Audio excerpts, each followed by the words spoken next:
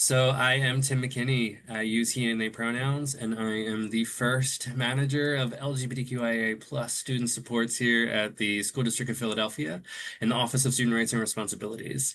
Um, I report to Tyler Wims, the Director of Student Engagement and Achievement, and he and I have been working together for 6 years, I think now.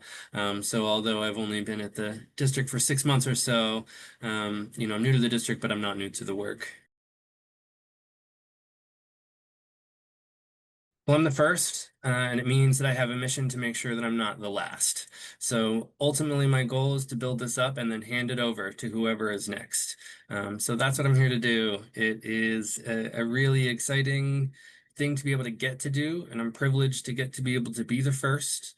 That I am also a white and male presenting person also affords me a number of privileges about how I'm able to move through space, and particularly now, that I think is hopefully what is going to create some longevity in this position for whoever is the next person to inhabit this role. So I mentioned policy 252, and it was something that in 2016 I heard about as a social worker at a different organization who was still doing youth advocacy, and it was such a victory and something that we were really proud of the district for taking the lead on nationwide. That said, uh, we have work to do to make sure people know about Policy 252 and all of the really amazing and incredible protections that it does allow for queer and trans young people while they're at school. It was an incredible process undertaken by youth for youth. So this was a youth participatory action research protocol done in partnership with the University of Pennsylvania and the Attic Youth Center, where our young summer interns were compensated for their labors in order to produce this work product, which the School Reform Commission adopted without amendment. It's a pretty incredible story. It's a pretty triumphant story of student achievement and equity and student voice. And I'm really eager to share that story with folks and continue to write that next chapter and find out what comes next for our young people. Yeah, this is the question that keeps me up at night, and especially because I was the loudest one outside of the district, jumping up and down about how the district needs to do a better job, that I got hired to be the one to figure out how to do a better job. So this is certainly the question that keeps me up at night, and the scope of what the district does and how many people we impact on a daily basis is truly mind-boggling when you think about it. It's pretty incredible to think that there are 330 something school days that start and end on time 180 times a year for 200,000 students. That's a pretty incredible achievement in and of itself. Then to make sure that we're communicating effectively with all of the different types of people we get to call friends and neighbors in the city of Philadelphia is itself a challenge. So how am I going to cascade all of these messages during a time of heightened stress to really make sure everybody knows that the district is fully committed to standing 10 toes on equity, is something that we're still working on. There's a number of student pieces. Certainly, I'm focused on student engagement, where our summit that we have every year is headed into its fifth year. As a community partner, I've been hosting back to school, Welcome Back Pride and Pride Palooza at the beginning and end of every school year for the past 5 years as well. We do Trans Day Remembrance, coffee houses, and we have a portfolio of events that are really engaging students and their families in a positive way already that we're looking to continue to build on and expand. And then there's some wonderful work going on now that I'm on the inside. I get to see just how many coalitions for equity exist already within the district and how many of them have a really intersectional approach to make sure that queer and trans staff aren't just relegated to one place.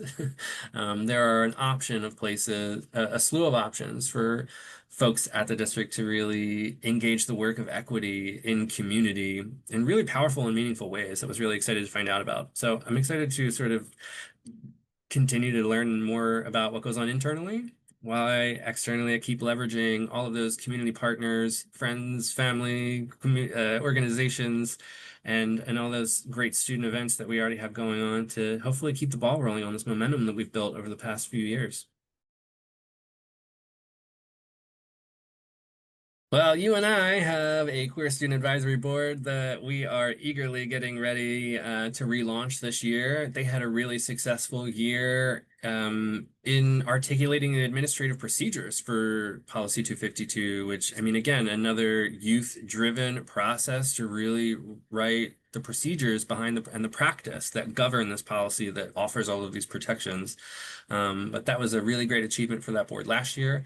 We're looking forward to relaunching them this year. There's sort of a slew of new activities and community partners that we're looking forward to introducing them to at a strategic planning session, where that'll be led by our friends at Philly Bolt, who, in addition to some other partners like WHYY and the Free Library of Philadelphia, are all going to come, and our PSTV studio downstairs that we cannot wait to connect our QSAP folks to. They're all going to be present at this meeting for our QSAP relaunch to let our young people decide, right? We're going to provide this buffet of options for them, and we'll get to say, hey, choose your own adventure through a facilitated process that'll be stewarded by our friends at Philly Bold. And I'm really looking forward to finding out what they come up with. True youth power and planning means putting the power and the resources to do that planning themselves. So I'd love to tell you more, but I'm waiting to find out from our students to let you know what they tell us. And the district is really well positioned in this landscape as tumultuous as it is to really be a leader in queer and trans student equity nationwide. As I really am looking for other folks to connect with, I'm noticing how far ahead we are of not just Pennsylvania, but of the rest of the country when it comes to putting pen to paper on policies that truly offer real protections through not just policy, but procedure. For those to have been youth driven too, I think makes what we're doing here really special. And I hope we'll continue to attract all of those new leaders if we just continue to be sort of a beacon for this work moving forward.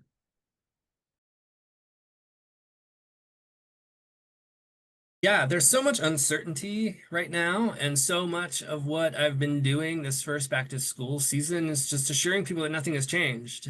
So by being new into the position, that in and of itself has really reassured a lot of friends, family, community members of just how serious the district is committed to equity and in serving all of our students at the School District of Philadelphia. There are 200,000 folks here. There are a number of different types of folks who come to school today, and we have a responsibility to serve every single one of them equitably and with enthusiasm. And that is what we're going to continue to do. Period, full stop. For students specifically, I mean, I think we like know about the logistical challenges, the structural limitations. We all know that. I think the greatest challenge for students right now is that there are a number of barriers for well-intentioned people who are eager to learn more about how to show up and support them. And there is a myriad of distraction and noise preventing folks from getting medically accurate factual information about who we are and how we live. Um, Again, I think a lot of people really have the best intention at heart, and it's difficult to find your entry point into a conversation as nuanced as queer and trans community lives are. Our lives are intersectional, right? I mean, I, as a white and gay male presenting person, coexist in community as a person who is Black, female, and trans. Those are wildly different experiences. That means our community is not a monolith. The degree of nuance that you have to be prepared to engage doesn't fit nicely in a 280 character social media post. So I think students are really struggling with being heard in their own voice as opposed to somebody else who's claiming to represent them in their experience. And I hope, if anything, I can do, which, I've always kind of said, like, I've never really, in all the youth advocacy work I've done, I've never really appreciated the sentiment that, like, we are their voices. I've always felt like young people have their own voice. They just need us to hand them the mic. to sort of uplift queer and trans students to be able to speak factually, equitably, and compassionately about themselves and be heard.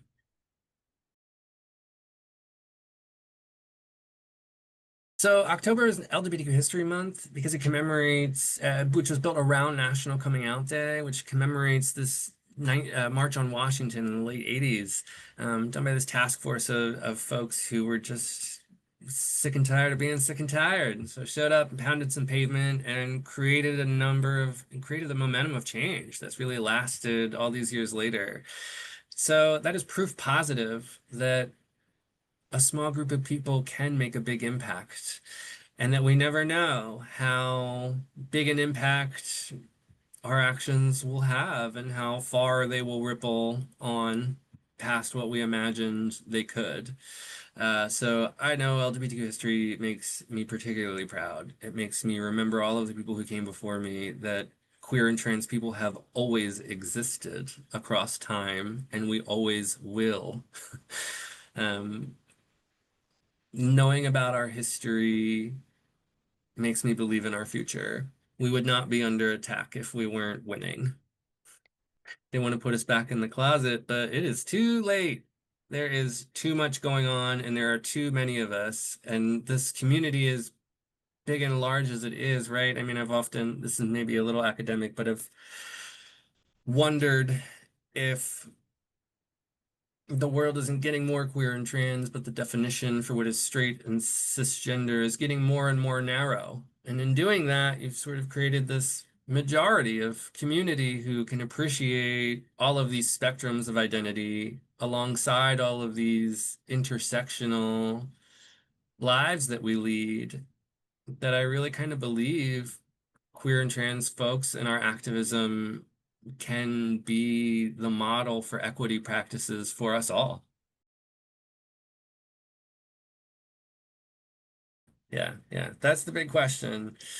So my biggest goal is to last long enough in this position to be able to hand it over to whoever comes next. And that means I will feel successful in that endeavor when we've identified who that is and built and trained that person up to know how to work internally and externally in the manners that this work group and this collective of educators and advocates internally are uniquely qualified to do.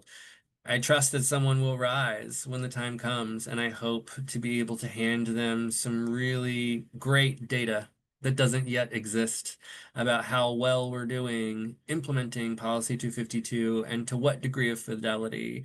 I hope that people know the story of Policy 252 and that it makes them believe that student voice matters. And it doesn't just matter, it's important and necessary and pivotal and important in order for us to keep going. I really hope, if anything else, if nothing else, maybe that's what it is. I just hope that everybody finds a way to get involved. Find your entry point, stay engaged, and build a little something, leave it a little bit better than you left it, and then hand it over to whoever comes next. I hope that at the end of it, I'll be able to hand over a body of work that is worth inheriting and that outlasts me and creates a structure that helps that next person be successful so that it's easier for them than it was for us.